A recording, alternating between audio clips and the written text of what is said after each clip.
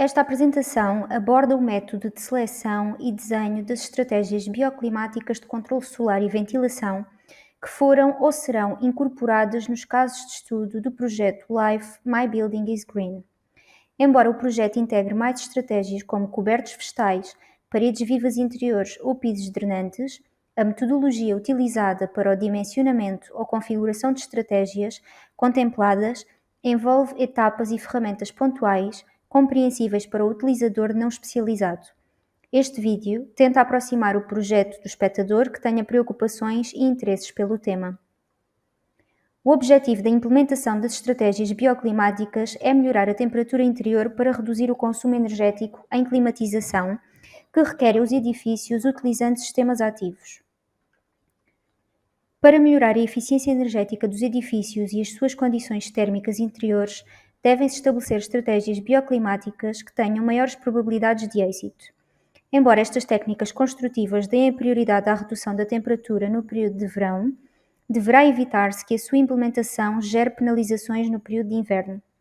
Para o efeito, é necessário um estudo inicial para definir as técnicas adequadas a cada caso. O projeto My Building is Green avaliou a adequação de diferentes técnicas baseadas na natureza que, teoricamente, têm a capacidade de reabilitar os casos de estudo. Esta metodologia inclui a análise de arquivos meteorológicos históricos para cada região, utilizando o Climate Consult 6.1, um programa onde as variáveis climáticas são caracterizadas e representadas graficamente: temperatura, umidade relativa, radiação solar, iluminação natural, direção e velocidade do vento. Com esta ferramenta foram criados diagramas psicométricos que utilizam dados horários, principalmente temperatura de bulbo seco e umidade relativa e absoluta, para delimitar a zona de conforto e determinar o número de horas em que o habitante está dentro ou fora da zona de conforto. A posição dos pontos no diagrama também determina o tipo de estratégia que pode ser utilizada para reposicionar os pontos dentro da zona de conforto. O estudo presta especial atenção às estratégias adequadas ao verão.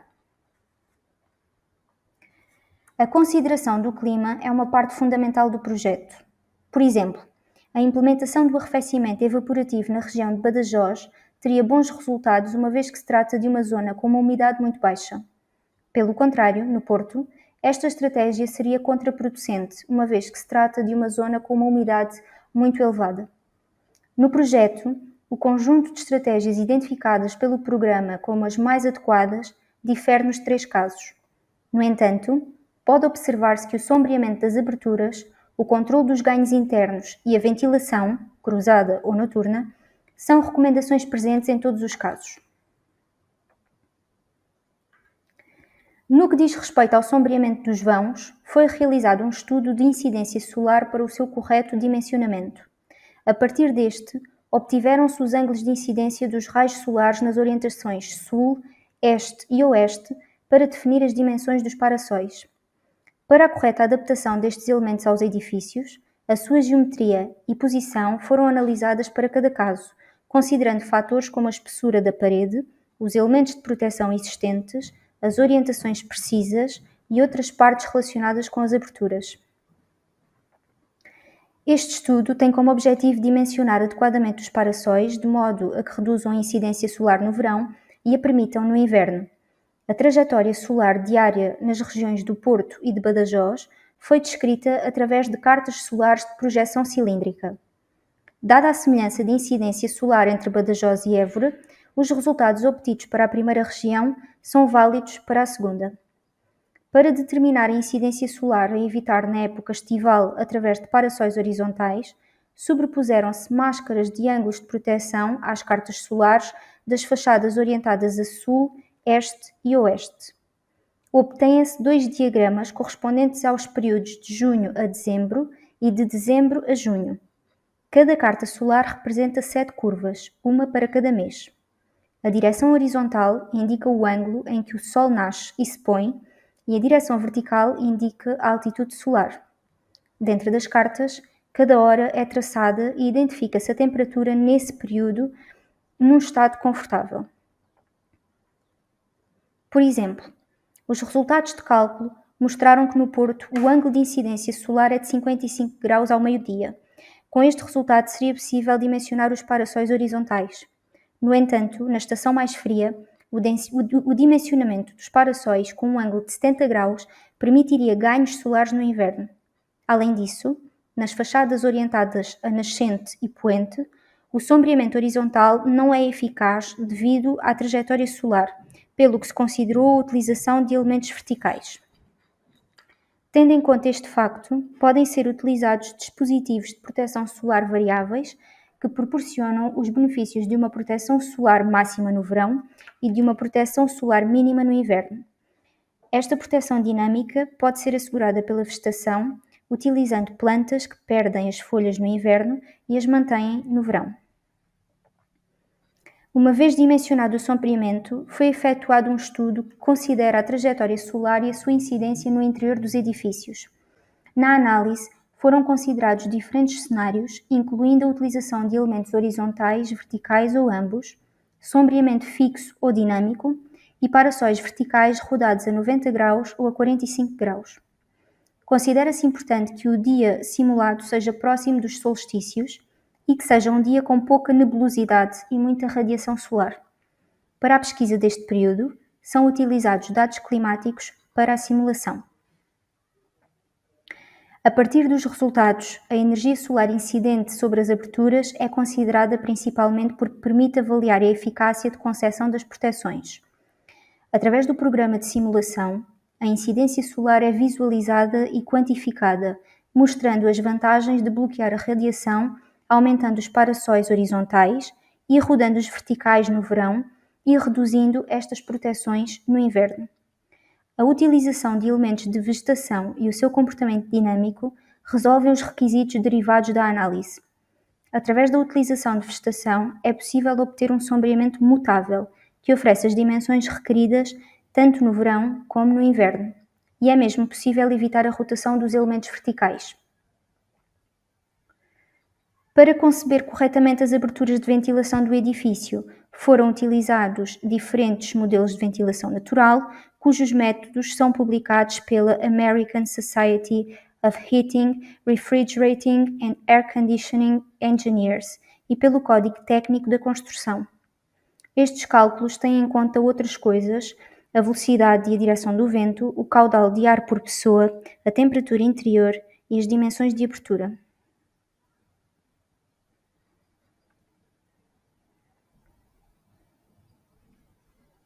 A ventilação natural pode ser gerada através da diferença de pressão entre duas aberturas, por vezes causada pela diferença de temperatura das divisões ou pela localização vertical das aberturas. Quando existem aberturas em duas ou mais paredes que delimitam um espaço, de preferência opostas, gera-se o efeito de ventilação cruzada, que tem demonstrado benefícios em termos de redução de poluentes e temperaturas. Por isso, foi considerada uma estratégia ideal para o projeto, uma vez que pode arrefecer o ambiente e se adapta à geometria tradicional das salas de aula. Anteriormente, o CSIC demonstrou os benefícios de diferentes configurações de ventilação natural numa sala de aula convencional. Porta e janelas fechadas, porta aberta e janelas fechadas, porta e janelas do mesmo eixo abertas e janelas do eixo paralelo fechadas e, finalmente, porta e janelas do eixo paralelo abertas e janelas do eixo da porta fechadas. A última opção apresentou os melhores resultados em termos de eficiência da ventilação e a qualidade do ar melhorou, reduzindo o CO2 em cerca de 50%. As estratégias de ventilação cruzada parecem prometedoras em termos de remoção de poluentes do ar e de fornecimento de ar fresco. No entanto, era necessário analisar as vantagens deste tipo de ventilação em termos de conforto térmico. Utilizando o OptiVent 2.1, foram comparados dois cenários hipotéticos de uma sala de aula típica. No primeiro caso, a janela é mantida aberta e a porta fechada, enquanto que no segundo caso, ambos os elementos são abertos. A abertura da porta reduz o calor total gerado em 3% e resulta num caudal de ar de 0,84 metros cúbicos por segundo, superior ao do caso 1. Apesar dos resultados acima referidos, ao delimitar a zona de conforto adaptativo de acordo com a norma AS-HRA-E 55/2013, observou-se que, dos casos analisados, apenas quando a porta está fechada, a temperatura ambiente está na zona de conforto.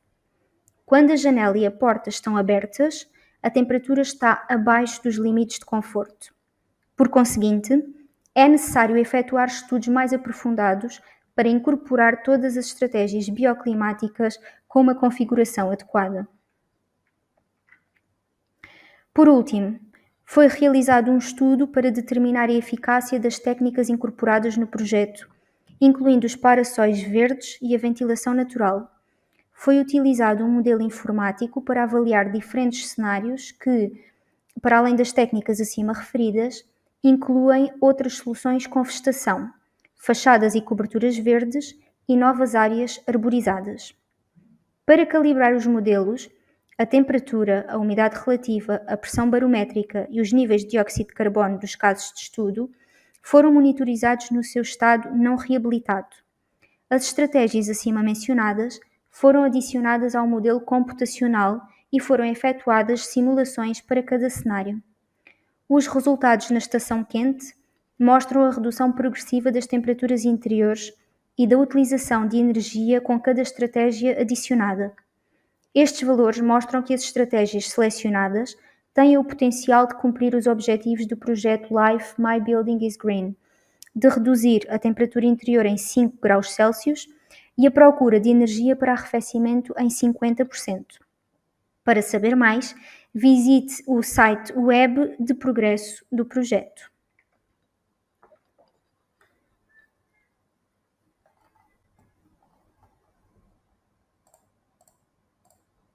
Com a colaboração do Programa LIFE da União Europeia.